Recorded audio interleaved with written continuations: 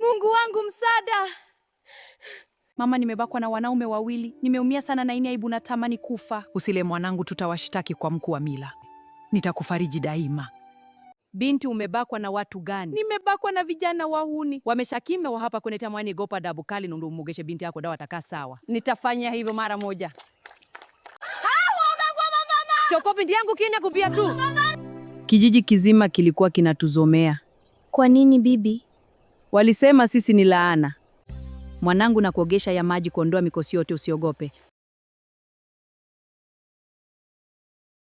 Mwanangu. Asante mama, sina wasiwasi tena. Mjukuu wangu, mama yako alijikuta mjamzito, akawa analia kila siku. Kwa nini alilia bibi? Ujauzito ulikuwa mgumu sana. Mama, naogopa, mimba yangu ni kubwa sana. Usiogope binti, nitakusaidia. Lakini na wasiwasi. Mimi niko hapa, usilie. Wewe mwanamke, nilienda chuo kusoma tukakubaliana utaningoja nije nikuoe. Sasa hiki ni nini? Mbona una tumbo hivi? Umenisaliti, umeniumiza sana. Nisamehe, sio mimi, nilibakwa. Ukinakwa na nani? Wewe toka hapa malaya, sikutaki. Nani mmesana, sina kosa. Waende wewe malaya, toka hapa sasa. Toka hapa.